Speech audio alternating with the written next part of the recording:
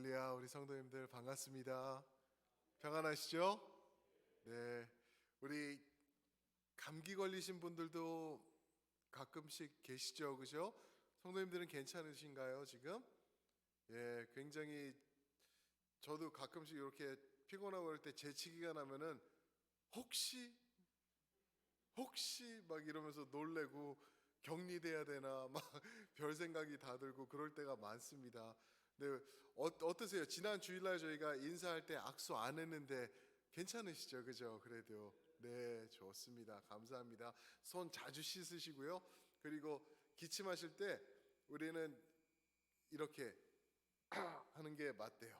여기다가 하는 거래요. 그 여기 그 소매에다 이렇게 해가지고 앞으로 전달되지 않도록 그렇게 해주시고 이제 주일날은 저희가 한 번 더 해가지고 그냥 이제 뭐 서로 인사하고 이러는 거를 그냥 눈 인사 정도 아니면 이런 식으로 이렇게 그런 정도로만 좀 하도록 저희가 좀 조심을 좀 더 해야 되겠다라는 생각이 좀 더 들더라고요. 그렇게 해주시고 우리 집사님 기도하신 것처럼 우리 계속 우리가 겸손히 하나님 앞에 기도해 나갈 때 하나님께서 이거 빨리 없애주실 줄 믿습니다. 아멘, 아멘. 오늘 주시는 말씀 함께 보시겠습니다. 누가복음 18장 1절부터 17절까지인데요. 좀 길기 때문에 저희가 나눠서 1절부터 5절까지 읽고 그리고 10절부터 13절까지만 이렇게 두 번 읽도록 하겠습니다. 누가복음 18장 1절부터 5절까지 찾으셔서 저와 5절까지만 교독하시고 다음 거 읽겠습니다. 누가복음 18장 1절 제가 봉독해 드립니다.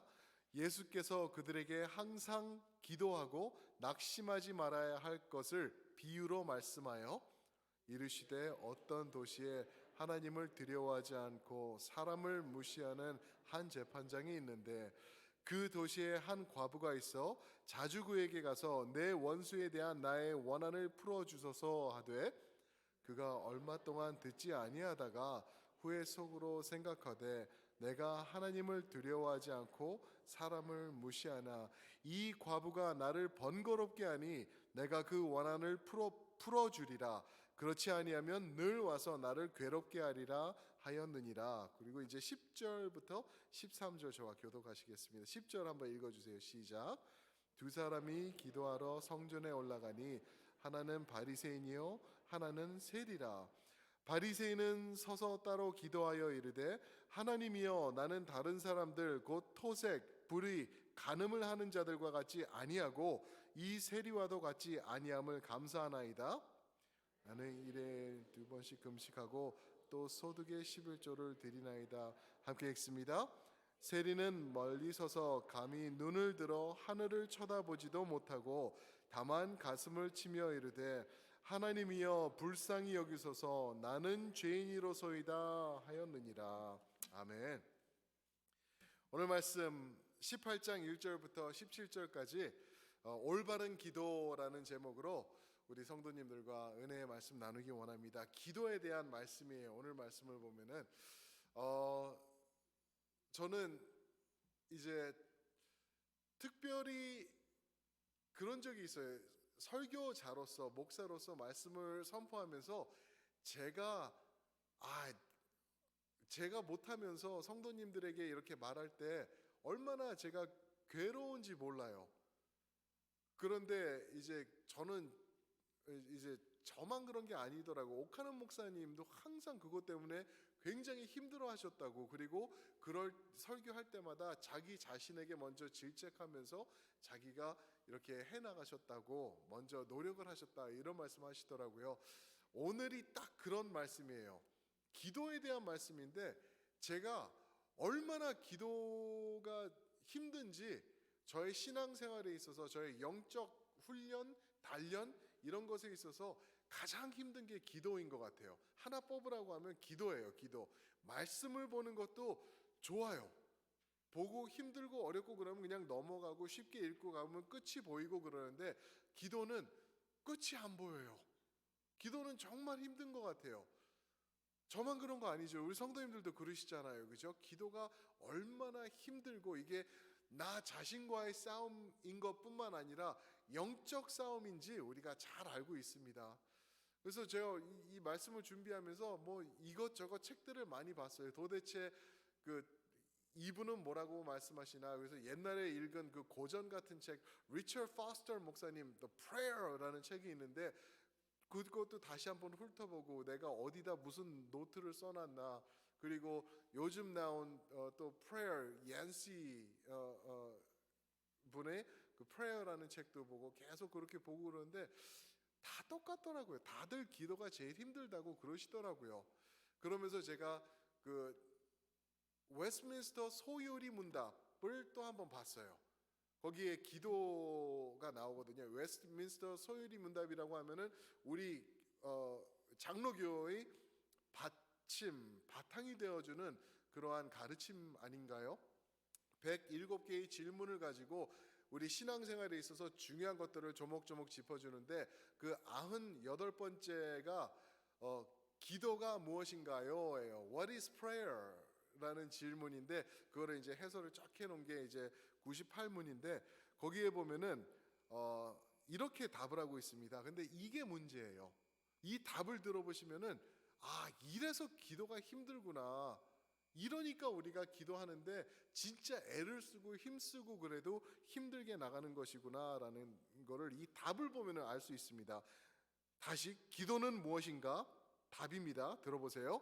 기도는 우리의 원하는 바를 하나님께 부탁드리는 일이다. 우리의 죄를 고백하며 그리스도의 긍휼을 감사한 마음으로 인정하면서 하나님의 뜻에 맞는 것들을 그리스도의 이름으로 부탁드리는 일이다. 보셨나요? 여기에 적어도 한 3가지 정도 이유들을 대고 있어요. 이러니까 기도가 안 되지라는 거를 답으로 짚어주고 있는데 이 답을 보면은 아멘, 내가 그렇게 하겠습니다라고 우리가 감동을 받는 게 아니라 저는 이걸 보고요.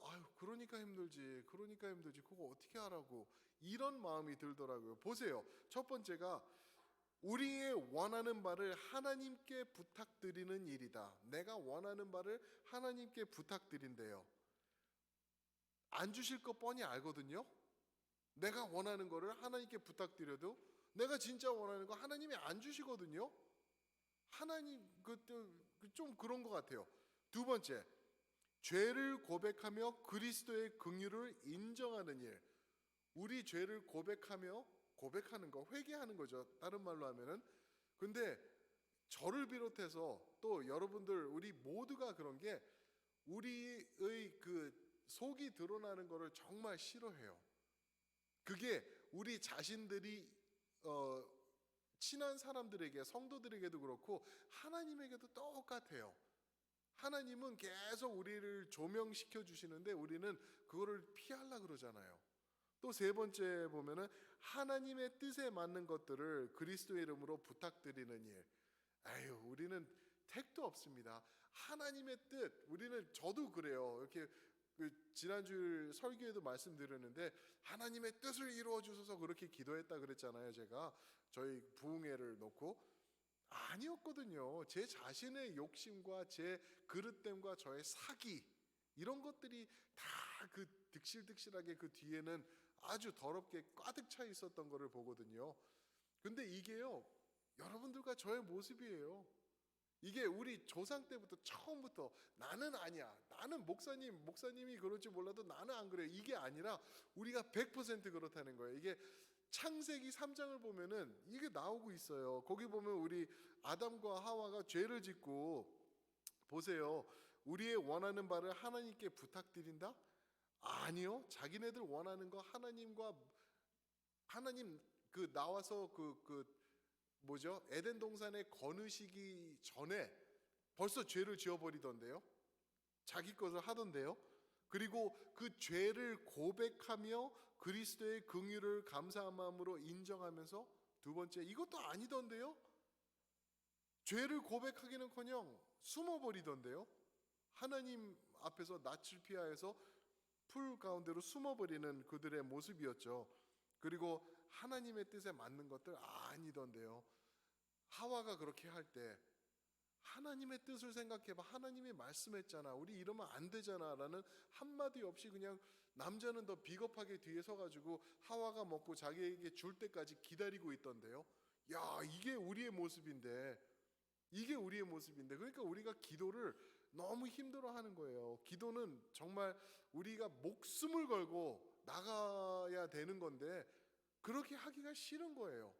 너무 복잡한 거예요. 너무 힘들고 끝이 보이지 않고. 그런데 가끔씩 하나님께서 또 은혜를 주셔가지고 우리가 이거를 잘 할 수 있도록 이게 어디서 온 거지 하는 정도로 눈에서 눈물이 흐르고 은혜가 임하고 기도가 절절 이럴 때가 있어요. 그게 하나님의 은혜잖아요. 그런데 거의 99%는 거의 95%는 우리가 기도할 때 정말 레슬링 하면서 해야 되는 게 기도가 아닌가 그렇습니다. 그래서 오늘 말씀을 보면서 예수님께서 하시는 기도에 관한 거를 좀 간단하게 짚고 우리 넘어가서 기도, 생수 기도로 들어가겠는데요. 지금부터 드릴 말씀을 생각해 보시면은요, 지극히 당연한 말씀이에요. 좀 지겨우실 수도 있으세요. 아유, 저에게 뻔한 얘기 뭘 또 그렇게 하나. 그런데 보세요. 이런 질문을 드리고 싶어요. 지극히 당연한 건데 우리는 그 지극히 당연한 거를 안 하고 있거든요. 이게 우리의 문제예요. 정말 못된 거죠. 정말 잘못된 거예요. 이거 회개해야 될 것 같아요. 하나님께서 우리에게 지극히 당연하게 하라고 심플하게 해주셨는데 우리가 그거를 지키지 못하는 것. 어떤 기도일까요? 첫 번째가요. 오늘 말씀을 보니까 끊임없는 기도예요. 끊임없는 기도. persistent, 지속되는, 쉬지 않고. 그 어디죠? 데살로니가전서 5장에서 말씀하시죠. 17절이죠. 쉬지 말고 기도하는 것. 끊임없이 기도하는 것. 끊임없이 기도하는 것. 이게 이제 오늘 말씀을 보면은요. 비유가 두 개가 나와요. 두 개의 비유 그리고 하나의 격려 해가지고 이게 기도가 이제 기도의 중요성을 말씀해 주시는 이 구절인데 한 과부의 비유가 나오죠. 1절부터 8절까지 보시면은 한 과부가 있었어요. 과부가 있었는데 그 과부가 억울한 일을 당한 거예요. 이 당시 과부는요, 오늘날 과부와 다르죠. 정말 힘없고 빌어먹을 수밖에 없는 그러한 모습이 이 과부의 모습인데, 근데 이 과부를 가지고 누가 아주 억울한 일을 한 것 같아요. 그래가지고 이 과부가 너무 억울하니까 재판장을 찾아갑니다. 재판장을 찾아가지고 재판장에 가서 저 좀 도와주세요. 제가 억울한 일을 당했습니다. 저를 좀 도와줘서 이 일을 해결해 주세요라고 나아가는데 문제가 있어요. 이 재판장이 어떤 사람이라 그러죠? 3절 2절입니다. 어떤 도시에 하나님을 두려워하지 않고 사람을 무시하는 한 재판장이 있었다. 하나님이 두렵지 않았어요. 그리고 사람을 무시했었대요. 아주 고약한 사람이죠. 재판장이 어떻게 그럴 수 있을까? 이때 재판장은 하나님의 뜻을 드러내는 일을 하는 사람인데 하나님을 두려워하지 않던 그런 사람이라는 거예요. 근데 그 사람에게 이 과부가 가는 거예요. 근데 가는데 한 번 가서 거절당하고 두 번째 갔을 때 만나주지도 않고 세 번째 가니까 또 거절당하고 네 번째 가니까 문전박대하고 근데 계속 가는 거예요. 너무 억울한 거예요. 이거 해결해 주세요. 해결해 주세요. 계속 가니까 이제 재판장이 말을 하죠. 야, 내가 하나님을 두려워하지도 않고 사람도 내가 무서워하지도 않는데 저 사람 안 해주면은 내가 질이 죽겠다. 저걸 해줘야 되겠다. 안 그러면 내가 힘들어서 못 살겠다 하고 이 사람이 이제 그 과부의 소원을 들어준다라는 그러한 비유입니다. 이 비유의 가르침이 뭘까 우리가 생각해 보셔야 돼요. 이거를 잘못 이해하면은요 우리가 어떻게 이해할 수 있냐면은 하나님도 그렇게 하는 거구나. 우리가 하나님 들들들들들들 볶으면은 하나님께서 알았어 너 그 큰 집 줄게. 내 뜻이 아닌데 그래도 줄게. 이렇게 하신다? 이렇게 잘못 이해할 수가 있어요. 근데 비유는요 몇 가지 비유를 보는 방식이 또 있는데 그 중에 하나 이 비유의 보는 방식은 뭐냐면은요 비교의 비유예요. 비교의 비유. 그러니까 이 사람을 보세요. 이 재판장은 보시면은 정말 악한 사람이에요. 이 재판장은. 그런데 우리의 하나님은 선하신 재판장이세요. 동의하시죠? 이 과부는 어떤 사람이에요? 정말 불쌍한 사람이에요. 근데 여러분과 저는 누구예요? 예수님의 과부가 아니라 예수님의 무엇이라고요? 신부예요, 신부. 우리는 과부가 아니라는 거예요. 이런 비교를 지금 만들어가고 있는 거예요. 당시 이 과부는 돈이 없었던 사람이에요. 굶어 죽을 수 있는 사람이에요. 근데 저희는 어떤 사람이죠? 고린도후서 8장 9절에 보니까 우리는 그분의 가난해지심을 통하여서 우리는 부유해졌다. 우리는 없는 것 같은 사람인데 6장 10절에 보면은 아무것도 가진 것 없는 사람인 것 같은데 돌아서 보면은 누구보다 부유한 사람들이다. 우리가 그런 사람이라는 거예요. 그거를 말하면서 또 이 과부는 아무도 이 과부를 대변해 주는 사람이 없었어요.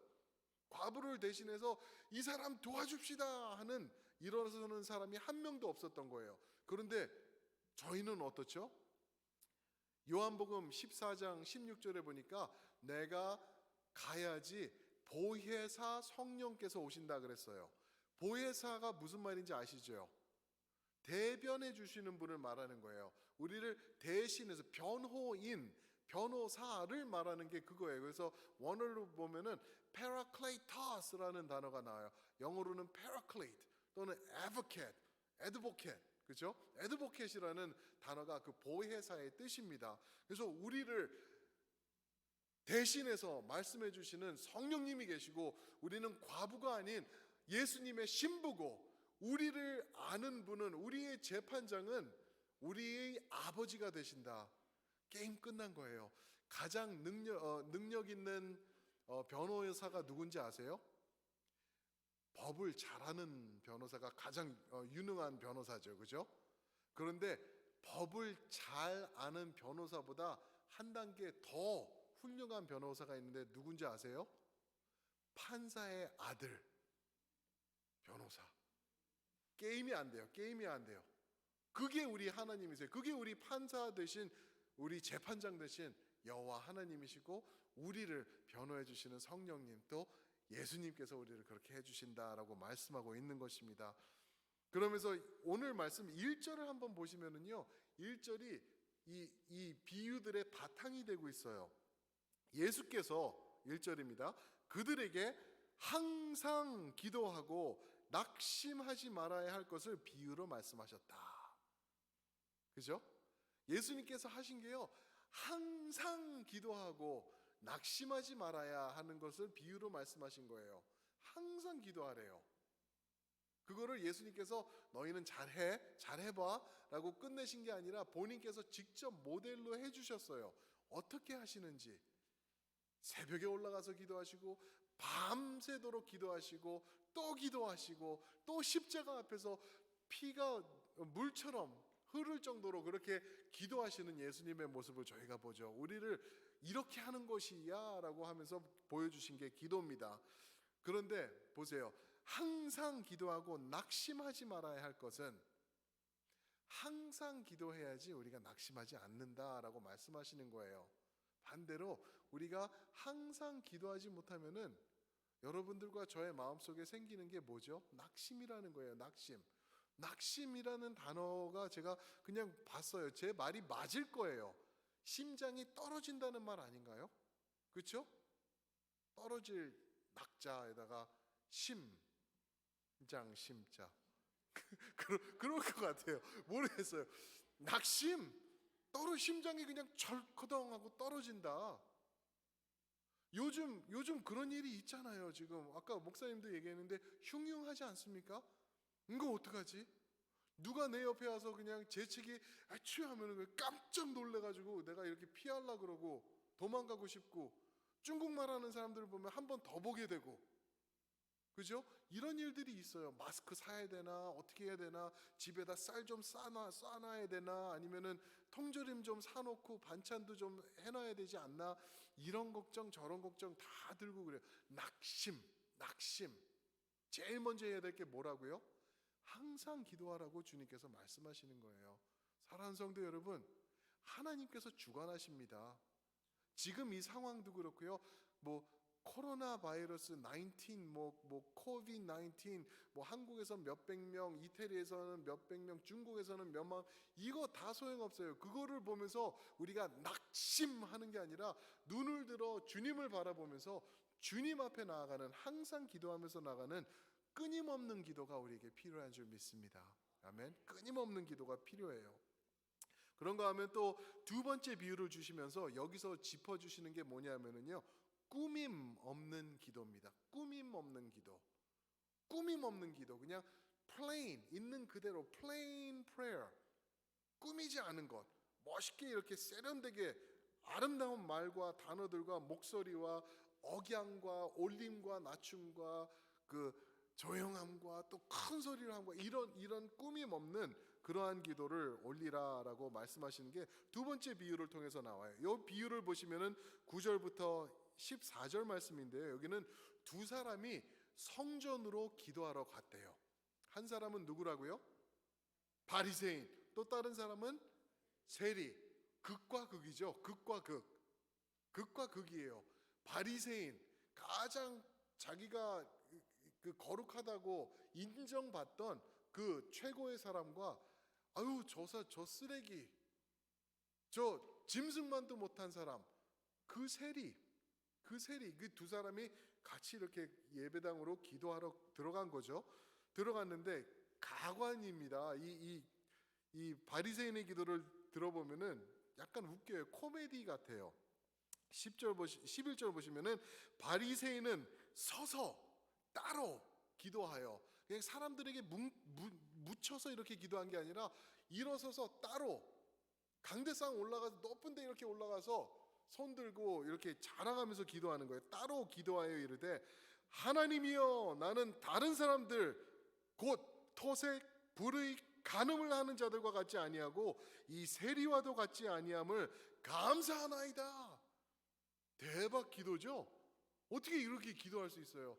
하나님, 이 죄인이 왔네요. 저 사람 같지 않은 저의 모습 때문에 주님께 감사와 영광을 돌립니다. 주님은 좋겠습니다. 제가 주님 편이어서. 거의 이 정도의 기도를 하고 있는 거예요. 어떻게 이렇게 기도를 할 수가 있을까? 그런데 상반되는 모습으로 13절 보시면은 이제 세리가, 아니 12절도 제가 마저 읽을게요. 12절 보시면은 나는 이래, 바리새인의 기도죠. 나는 일회에 2번씩 금식하고 한 일주일에 2번씩 금식하고 또 소득의 11조를 드리나이다. 나의 행위가 이렇습니다. 하나님 다 보셨잖아요. 이 정도는 돼야지 바리새인 아닙니까? 저 사람 같지 않은 저를 주여 감사드립니다. 그러고 있는 거예요. 그 반면에 이제 세리의 기도를 들어보시면 13절, 세리는 멀리 서서 저쪽 구석에 가 있는 거죠. 아까 여기 11절에 보니까 바리새인은 따로 서서 자기가 아주 주목받을 수 있도록 따로 서서, 근데 여기서는 이 사람은, 세리는 멀리 서서 감히 눈을 들어 하늘을 쳐다보지도 못하고 다만 가슴을 치며 이르되, 하나님이여 불쌍히 여기소서, 나는 죄인이로소이다 하였느니라. 하나님, 나는 죄인입니다. 저 바리새인이 맞아요. 제가 죄인이에요. 저는 돈도 도둑질해 먹었고요, 남도 등쳐 먹었고요, 나쁜 짓도 많이 했고요, 이렇게 속이기도 했고요, 내가 막 도둑질도 많이 했. 저는 진짜 죄인입니다, 하나님. 이러면서 올바로 하나님 앞에 고백하는 그러한 기도를 드렸던 거죠. 기가 막히죠. 근데 이 세리의 기도를 보시면은요, 우리가 깨달을 수 있는 게 한 가지 있는 게, 이 세리는요, 하나님이 도대체 누구신지, 그리고 자기는 또 누구였는지를 정확히 깨닫고 이렇게 직관하고 있었던 거예요. 보고 있었어요. 하나님은 거룩하시고 완전하시고 의로우신 선하신 하나님이신데 그분 앞에 내가 나와서 기도한다? 내가 금방 죄 짓고 돈도 훔치고 이런 짓 하고 또 나가면 또 그런 짓 할 난데 하면서 하나님이 누구인지 그리고 내가 누군지 정확히 깨닫고 있었던 이 세리의 모습이라는 거죠. 반면에 바리새인은 어땠다고요? 하나님, 야, you're lucky, God. You're lucky I'm on your side. Look how righteous I am. 내가 얼마나 퍼펙트한지 하나님 보세요. 11조 잘 드렸죠? 보셨죠? 지난주에 제가 금식 2번 하는 거 보셨죠? 저 세리와 비교되죠? 이 정도는 돼야지 하나님 사람 아닙니까? 이러고 있는 바리새인의 모습. 하나님을 잘못 이해하고 있었고 자기 자신을 또 잘못 이해하고 있었어요. 자기 행위가 자기를 완전하게 만든다고 생각하고 오해하고 있었던 그런 사람이죠. 하나님이 누구시며 내가 누군지 정확히 이해를 못할 때는요, 문제가 생기게 돼 있는 거예요. 저는 한국의 이 요즘 테레비 매스컴을 타는 목사님 이야기를 듣고 저는 제가 사스러치게 놀랬다 그러나요? 소스라치게 놀랐어요. 이 목사님이라는 분이 아마 우리 성도님들 다 보셨을 거예요. 이분이 뭐 나가서 뭐 훌륭한 일 많이 하시는지는 저는 모르겠는데 하나님의 이제 마이크를 들고 한다는 소리가 이렇게 얘기를 했어요. 하나님, 까불면 나한테 죽어. 제가 그거를 듣고요, 저 사람이 목사 맞아? 아니, 하나님 까불면 나한테 죽어. 그런 얘기를 하는 거예요. 하나님의 말씀을 수호한다는 목사가 하나님의 말씀을 올바로 이해하고 선포하고 성도들에게 가르쳐야 된다는 목사가 하나님 까불면 나한테 죽어. 그 사람 죽었어요 이제. 정말로요. 어디 하나님한테 그럴 수 있어요? 신성모독이라고 하더라고요. 신성모독이라고요. 하나님이 그 사람을 당장 번개로 쳐 죽이지 않으시면은요, 하나님의 은혜가 정말 크신 거예요. 저는 그렇게 깜짝 놀랐어요. 너무 무서웠어요. 이 사람이 어떤 정치를 어떤 편에 서가지고 왜 하고 어떤 모립으로 하는지 저는 상관없어요. 하나님 까불면 나한테 죽어? 오, 어떻게 그런 말을 그냥 뚫린 입으로 할 수 있는 건가? 어디서 까불어? 이런 말은요, 애들한테도 할 때 조심스럽게 하는 거잖아요. 그렇죠? 친구한테도 하면 안 되고. 그런데 천지의 차이보다 더 크신 하나님에게 까불면 나한테 죽어? 하나님? 저는 예수님이 십자가에서 죽으시는 것을 봤는데 그게 얼마나 하늘을 가르시고 하나님께서 무섭게 선포하시는 그러한 일이었는지 흑암이 되고 휘장이 찢어지고 죽은 사람들이 무덤이 열리고 그런 일인데 그런 하나님 보고 나한테 죽어라고 얘기를 했대요. 저는 깜짝 놀랐어요. 그 사람이 어떤 사람이고 상관없이 저는 그 사람 하나님 앞에 당장 회개해야 될 것 같은 그러한 무서운 마음이 들었어요. 어떻게 그렇게 할 수 있을까? 그분은요, 하나님을 온전히 이해하지 못하는 목사님이고요, 자기가 누군지도 이해하지 못하는 목사예요. 저는요, 일주일에 2번 설교하려면요 진짜 죽어나가거든요. 제가 부족해서 그러겠죠. 그런데 목사님이 나가서 하나님 그 신성모독하면서 그렇게 발언할 수 있도록 돌아다니면서 그렇게 할 수 있다는 게 저는 목사가 왜 저러실까라고 생각이 들더라고요. 모르겠어요. 저는 지금 우리 성도님들이 저를 잘 이해해 주셨으면 좋겠어요. 저는 지금 정치 발언하는 거 아닙니다. 저는 절대 정치 발언하는 게 아니에요. 하나님의 사람이라는 사람이 옳고 그른 것을 판단하지 못하고 신성모독하는 것은 하나님 앞에 큰 천벌을 받을 일을 그분이 하고 있다는 것을 그냥 정확히 말씀드리는 거예요. 자기가 누군지도 모르고 하나님이 누군지도 몰라서 그 다음 말이 더 웃겨요. 하나님이 내가 하나님하고 그렇게 친해라고 얘기를 하는 거예요. 그 말을 하려고 하나님 까불면 나한테 죽어라고 얘기를 한 것 같아요. 그러니까 하나님 까불면 나한테 죽어. 그러니까 하나님이 여기 계시면 내가 그분보다 조금 더 높아가지고 내가 이렇게 할 수 있다라고 자기 자신을 과시하는 거만, 교만 충분히 들어있었어요. 충분히 들어있었어요. 하나님이 교만한 자를 물리치신다고 그러지 않으셨나요? 저는 너무나 두려웠어요. 너무나 두려웠어요. 근데 그걸 보고 그냥 뭐 모르겠어요. 그냥 대충 넘어가는 건지, 한국 교계가 어떻게 돼 있는 건지 그거를 보고 가만히 놔두는 한국 목사님들은 또 어떤 분이실까라는 생각도 들고 아주 두려운 마음이 정말 가득했습니다. 하나님 앞에 나아갈 때는요, 꾸밈 없이 나가야 돼요.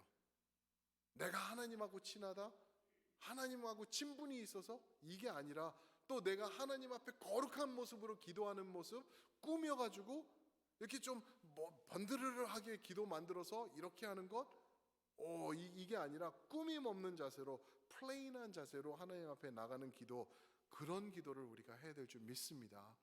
아멘. 그러면서 그 연장선으로 하시는 말씀이 세 번째 이제 격려의 말씀이에요. 이거는 비유가 아니에요. 이런 비유를 말씀하고 계실 때 이제 15절부터 17절 보면은 이제 부모들이 아이들을 데리고 오는 거예요.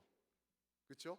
데리고 와가지고 예수님께서 한번 축복해 주시기, 우리 애 한번 쓰다듬어 주시기를 원하는 거예요. 이거를 통해서 보는 게 어떤 기도냐 하면은요, 금함이 없는 기도예요. 금함이 없는 기도. pure prayer. pure prayer. 아이들이 할 수 있는 그러한 기도, 그거를 우리에게 보여주고 계시는 거예요. 제자들이 봤어요. 이제 아이들을 부모들이 데리고 이제 막 예수님 앞에 나오니까 제자들이 꾸짖는 거예요. 꾸짖기 시작했어요. 그게 이제 15절이죠. 제자들이 꾸짖은 거, 혼낸 거예요. 이러지 마. 지금 이분이 누군지 알아. 이분이 그리스도셔, 예수님이셔, 메시아라고. 어디 애들을 데리고 와서 여기를 복잡하게 만들어. 당장 쫓아버리라고 막 꾸짖고 있는 거예요. 그러니까 예수님이 어떻게 하시죠? 애들 오게 하라. 애들이 나한테 나오게 해라. 그런 깨끗한 영으로 나에게 오게 하라. 왜? 그러면서 예수님께서 하나 더 더하시는 말씀이 천국이 이런 자의 것이니라, 하나님의 나라가 이런 어린아이들에게 있는 것이니라 라고 말씀하고 계세요. 기가 막힌 거죠. 주님께서 하시는 말씀이 이러한 모습으로 나에게 나오라. 이러한 모습으로. 사랑하는 성도 여러분, 어린 아이와 같은 모습으로 예수님의 품에, 하나님의 품에 안기시게 되길 주님의 이름으로 축원드립니다. 아멘. 여러분들은요, 저는요, 우리는요 고아가 아니에요. 우리는 여호와 하나님께서 나의 사랑하는 자녀다라고 말씀하신 거예요. 나의 모든 것을 줘도 아깝지 않은 나의 사랑하는 아들과 딸들이다 말씀하셨어요. 자녀 되었습니다. 이제는 그분 앞으로 달려나가셔야 돼요. 고아처럼 행동하실 필요 없어요. 제가 아는 목사님이 입양을 몇 차례 하신 목사님이 계세요. 그런데 입양을 어렸을 때 한 아이와 조금 커서 한 아이들이 처음에 와서는 어울리지를 못한대요. 자기 아이들도 이제 많이 있어요. 4명인가 있어요. 근데 이제 입양을 해와가지고 이제 같이 이렇게 지내는데 너무나 이제 내가 이 집의 아들이다, 이 집의 딸이다라는 거를 인지를 못한대요. 그게 바뀌는데 수년이 걸린대요. 꼬맹이 아이들인데도. 그런데 그걸 바꾸고 나면은 애들이 얼굴이 바뀌더래요. 애들이 얼굴이 바뀌어가지고 그냥 와가지고 냉장고 가서 먹고 흘리면은 흘린 거 치우지도 않고 가고 엄마가 와서 치우고 자녀가 된 거예요. 자녀가 된 거. 그 전에는 흘리면은 덜덜덜덜 떨고 무서워하고 지저분하게 하면은 안 될 것 같고 그러던 아이들이 자녀인 것을, 내가 사랑받는 사람이구나라는 것을 깨닫게 되니까 삶이 변하고 편해지고 부모는 힘들어지고, 그렇죠? 그런 거를 체험했다라고 그런 목사님이 말씀하시는 것을 기억이 납니다. 사랑하는 성도 여러분, 보이시나요? 지금 첫 번째 비유, 과부와 재판장의 비유, 그리고 두 번째 비유인 바리새인과 세리의 비유, 그리고 세 번째 격려인 어린아이들이 나에게 오는 것을 말을, 이 세 가지의 말씀의 공통점이 보이시나요? 공통점? 기도예요, 기도. 그런데 보세요. 기도, 어떤 사람들의 기도인가, 거기까지도 우리가 봐야 돼요. 뭐냐면은 과부, 회개하는 세리, 그리고 힘없는 어린아이. 이 뭐죠? 이 공통점이 약자예요, 약자. 능력 없고 힘 없는 사람들. 예수님께서 받으시는 분, 예수님께서 기도 응답하시고 예수님께서 즐거워 반응해 주시는 그러한 사람들이 이런 소자, 약자, 능력 없는 자, 이런 사람들이에요. 마태복음 5장에 그런 말씀이 있죠. 산상수훈에 뭐라 그러죠? 심령이 가난한 자, 애통하는 자, 마음에 애통하는 자, 누가 나를 아무도 신원해 주는 사람이 없는 거예요. 애통하는 자, 마음이 가난한 자, 그렇죠? 온유한 자, 의에 줄인 자. 하나님, 저는 죄인입니다. 의롭지 못합니다. 조금 의로웠으면 좋겠어요. 근데 안 되네요. 의에 줄이고 목말라 하는 그러한 자들 주님께서 기다리신다는 것입니다.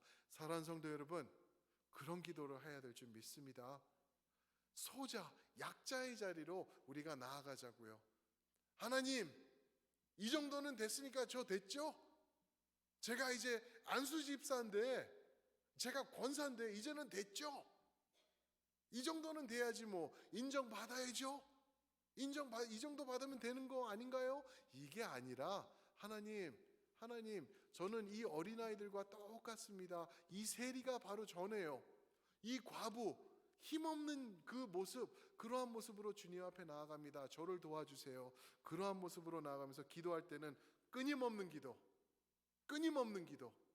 그리고 꾸밈없는 기도, 인간의 모습으로 꾸미고 나의 어떻게 율법적인 모습으로 꾸미는 모습도 없고, 그리고 금함이 없는 모습의 기도로 주님 앞에 나아가실 때 주님께서 나의 사랑하는 사람아, 어서 오너라, 내가 응답하노라, 그런 음성을 들으시게 될 줄 믿습니다. 아멘. 아멘. 우리 찬양팀 나와주시고요. 우리가 찬양하며 한번 부르면서 우리가 기도의 자리로 나가면 좋겠습니다. 주님 보좌 앞에 나아가야 돼요. 그죠? 우리가 어떤 보좌로 나가시는지 히브리서 4장 12절에 보면은 말씀해 주시는 게 뭐냐면은 은혜의 보좌라고 그러셨어요. 은혜의 보좌. 그 보좌 앞으로 우리가 담대하게 나갈 수 있는 것입니다. 왜요? 은혜가 있기 때문에.